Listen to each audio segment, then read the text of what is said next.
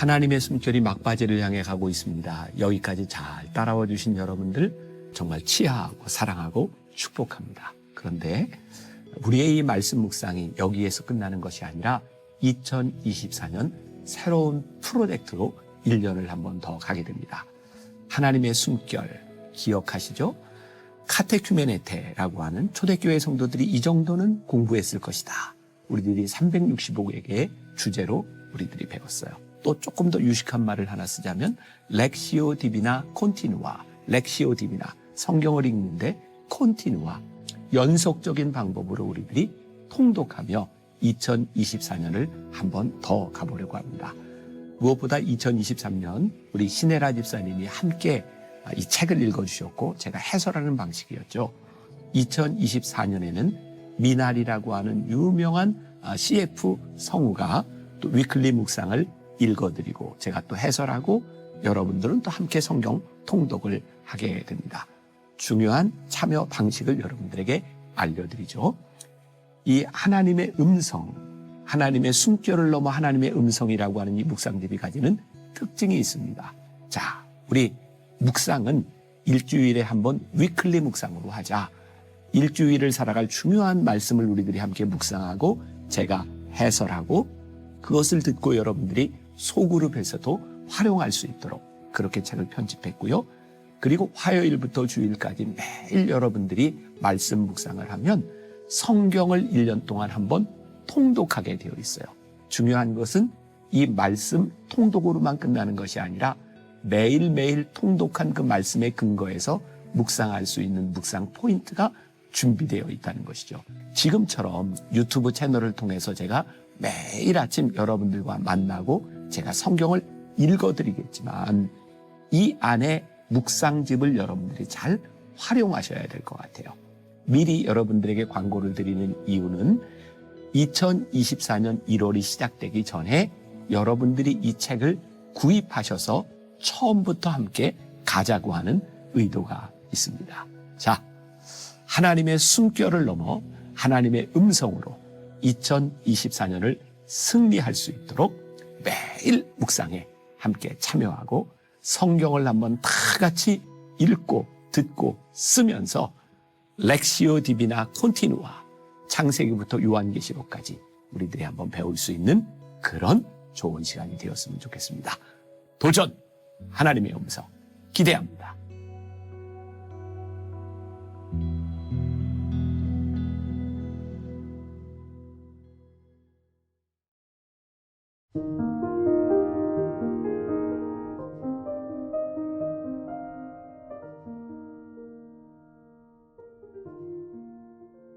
예수님은 사랑이시다. 마태복음 1장 18부터 25절. 예수 그리스도의 나심은 이러하니라. 그의 어머니 마리아가 요셉과 약혼하고 동거하기 전에 성령으로 잉태된 것이 나타났더니 그의 남편 요셉은 의로운 사람이라 그를 드러내지 아니하고 가만히 끊고자 하여 이 일을 생각할 때에 주의 사자가 현몽하여 이르되 다윗의 자손 요셉아 내 아내 마리아 데려오기를 무서워하지 말라. 그에게 잉태된 자는 성령으로 된 것이라. 아들을 낳으리니 이름을 예수라 하라. 이는 그가 자기 백성을 그들의 죄에서 구원할 자이심이라 하니라. 이 모든 일이 된 것은 주께서 선지자로 하신 말씀을 이루려 하심이니 이르시되 보라 처녀가 잉태하여 아들을 낳을 것이요 그의 이름은 임마누엘이라 하리라 하셨으니 이를 번역한즉 하나님이 우리와 함께 계시다 함이라. 요셉이 잠에서 깨어 일어나 주의 사자의 분부대로 행하여 그의 아내를 데려왔으나 아들을 낳기까지 동침하지 아니하더니 낳음에 이름을 예수라 하니라. 요셉은 하나님의 뜻에 순종했습니다. 마리아와의 문제보다 하나님의 음성에 집중했습니다. 그리스도인은 상대방, 상황, 이성, 논리 등을 따져 선택하지 않습니다. 진리이며 지혜의 근본이신 하나님의 선택과 판단을 따릅니다. 우리는 하나님의 음성 앞에 너무 많은 것을 고민하며 질문합니다. 우리는 그 고민과 질문에 스스로 답할 수 없습니다. 주님은 이미 우리에게 말씀으로 답을 주셨습니다. 이제 우리가 해야 할 일은 순종입니다. 순종하지 못하는 이유는 무엇입니까? 문제의 책임 소재나 상대방의 태도를 이유로 들지만 좀 더 깊은 내면에는 손해보거나 상처받고 싶지 않은 마음이 있어서가 아닙니까? 복잡한 일에 개입하고 싶지 않고 나의 평판이나 경력에 해가 되는 일이라 피하는 것은 아닙니까? 성도들의 선택과 결정의 최우선 기준은 하나님의 뜻입니다. 이 모든 일이 된 것은 주께서 선지자로 하신 말씀을 이루려 하심이니 우리 결단은 하나님의 사랑과 구원의 역사, 그 위대한 흐름 안에 있어야 합니다. 한 유치원에서 성탄절을 맞아 학예회를 열었습니다. 아이들이 크리스마스 러브라는 노래를 부르며 글자를 하나씩 들고 나와 제목을 완성해 갔습니다. CHRIST까지 나왔고 그 다음에 M이 나와야 하는데 순서를 맡은 아이가 그만 글자를 거꾸로 들고 나왔습니다. 간격도 제대로 맞추지 못해 뚝 떨어져 섰습니다. 뒤이어 나온 아이들이 어쩔 수 없이 그 옆에 붙어서기 시작했습니다. 아이의 귀여운 실수를 웃으며 바라보던 관중은 곧 새로운 문장을 발견했습니다. Christ was love. 예수님은 사랑으로 이 땅에 오셨습니다. 나는 사랑과 평화를 선택하고 있습니까? 하나님의 선택과 판단을 신뢰하며 따릅니까? 나의 결정은 하나님의 사랑과 구원의 역사 안에 있습니까? 오늘은 12월 22일입니다. 예수님은 사랑이시다. 대강절 시즌을 쭉 지나가고 있습니다. 근데 오늘 12월 22일이 되니 12월 25일이 우리들 바로 코앞에 와 있는 것 같습니다. 우리들에게 오시는 지금까지 기다렸던 예수님, 그분이 우리들에게 오시는데 그분은 어떤 분이신가? 오늘 우리들에게 오신 그 예수님, 그분은 사랑이시다 라는 말씀을 함께 나누어 보려고 합니다. 자, 사랑으로 오신 예수님, 그분이 우리들에게 어떤 의미가 있는가? 자, 말씀을 들어가면서 종교에 죽고 예수와 살다 라는 책을 쓴 스카이 제선이 그가 그 책에서 헨리 나우엔의 글을 지금 인용하고 있는데 제가 먼저 읽어드리겠습니다. 당신 손을 반드시 잡아줄 분이 계시다. 네덜란드의 사제이자 교수이며 작가였던 헨리 나우엔은 플라잉 로들라이 서커스단을 통해 믿음에 관한 큰 깨달음을 얻었다. 나우엔이 가만히 보니 모든 사람의 시선이 공중을 날며 놀라운 기회를 뽐내는 고개사에게 쏠려있지만 공연의 실제 주인공은 그가 아니었다. 사람들은 고개사가 공중에서 마음껏 묘기를 부릴 수 있는 것이 안전하게 잡아줄 사람이 있다는 것을 알기 때문이라는 점을 놓치고 있었다. 궁극적으로 고개의 성패는 잡아주는 사람에게 달려있다. 덕분에 나우에는 하나님과 함께하는 삶을 새롭게 이해하게 되었다. 믿음은 통제 욕구의 정반대다. 믿음은 자진해서 통제를 내려놓는 것이다. 믿음은 자신을 내려놓고 자신을 잡아줄 분이 있음을 믿는 것이다. 믿음은 바라는 것들의 실상이요 보지 않는 것들의 증거니 라는 말씀이다. 믿음은 어떤 일이 있어도 하나님이 우리를 떨어지게 놔두시지 않는다는 진리를 단단히 부여잡는 것이다. 이런 확신을 얻으면 기꺼이 자신을 내려놓고 허공을 향해 과감히 날아오를 수 있다. 나의 안전이 무너질까 하는 자기중심적인 두려움 없이 자유롭게 남들을 사랑할 수 있다. 하나님이 나를 붙잡아 주실 것이라는 확실한 소망에서 오는 평안과 기쁨으로 선을 행할 수 있다. 그러나 하나님의 손에 안전하게 잡힌 뒤에는 믿음과 소망이 더 이상 필요하지 않다. 이제 사랑만 남는다. 저희는 굉장히 의미 있는 길이었어요. 아, 그렇구나. 우리가 하나님을 붙들고 살아간다고 하는데 사실은 우리를 붙들어 주시는 하나님의 손에 우리를 맡기는 것이구나.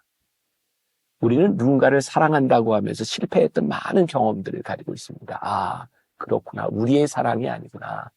하나님의 사랑이 우리를 붙들어 주실 때 우리들이 그 사랑에 성공할 수 있는 것이구나.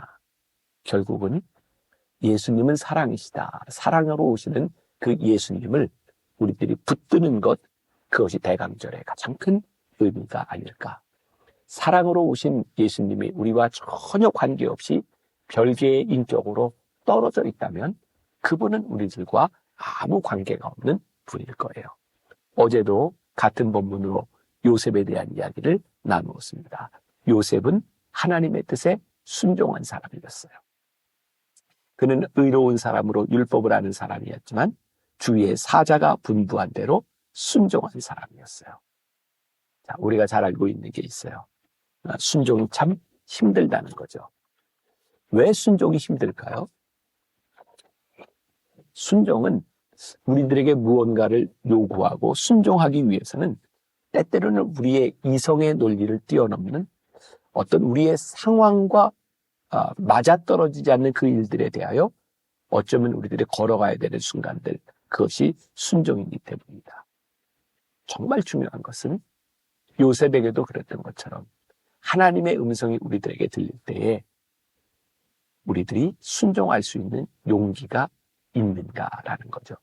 이 말이 어떻게 들릴지 모르지만 우리 신앙에서 진짜 어려운 것은 하나님의 말씀을 분별하는 것이 어려운 것이 아니라 우리들에게 이미 분별된 하나님의 말씀에 순종할 수 있는 용기가 없는 것이 더 어려운 일이라는 생각이 들어요. 분별보다 순종이 더 어려운 일이구나. 요셉에게 들렸던 그 하나님의 음성에 대하여 요셉이 순종할 수 있었기에 사랑이신 예수님은 우리들에게 오실 수 있었던 것이죠. 자, 다시 한번. 우리들이 순종하지 못하는 이유는 무엇일까요? 내가 순종하는 순간, 내 마음의 의지적인 결단이 일어나는 순간, 우리는 우리들이 행한 일에 대한 결과에 대하여 책임을 져야 돼요. 누군가 우리들에게 물을 거예요. 왜 그런 행동을 했습니까? 그런데 그것이 상식에 반하는 일일 수도 있어요. 아주 바보 같은 일일 수도 있어요.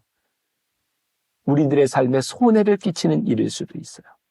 내가 순종함으로 인하여 내가 상처받는 일이 될 수도 있어요. 나의 평판이나 나의 경력에 심각한 문제가 되는 일이 될 수도 있어요. 그런데 그것이 하나님의 뜻이 분명할 때는 우리들에게 순종할 수 있는 용기가 필요한 것이죠. 저는 제가 감리교 목사로서 어떤 교단 정치나 이런 데 이렇게 잘 이렇게 연관이 되어 있지 않기 때문에 대개 이게 선거하는 누군가를 뽑는 그런 선거에서는 저는 늘 이렇게 변방에 있었던 사람입니다. 그러던 제가 얼마 전에 제가 나온 모교 감리교 신학대학의 총장을 뽑는 그런 총장을 추천하는 일에 제가 좀 책임을 지고 새롭게 총장을 뽑는 일을 하게 되었어요. 여러 과정이 있었지만 결국 마지막 이사회에서 이제 투표를 하고 총장을 뽑게 되는 순간이었죠. 3명의 후보가 나왔고 1차에서 1명이 떨어지고 이제 2차에서 2사람을 놓고 투표하는 거예요. 제가 참 깜짝 놀란 건 어쩌면 저렇게 저 사람들이 무기명 투표를 하는데 누구는 저 사람 편이고 누구는 저 사람 편이고 몇 표가 나올 것이야 라고 예상을 하는데 깜짝 놀랐어요. 그리고 너무나 정확하게 맞아 들어가는 것을 보면서 이야, 이거 참 이게 선거라고 하는 게 참 대단한 일이구나. 나같이 정치적이지 않은 사람은 참 바보 같구나. 이런 생각을 했어요. 근데 그 와중에 선거를 하면서 기권하는 분들이 있는 걸 보게 되었어요. 제 개인적인 판단이지만 한 학교의 이사가 된다고 하는 것은 어떤 일에 대한 책임이 있는 사람이라고 생각을 했는데 기권하는 분들이 종종 나온다 그래요. 제가 알고 있는 어떤 목사님에게 물었습니다. 왜 기권을 할까요? 곤란해서죠.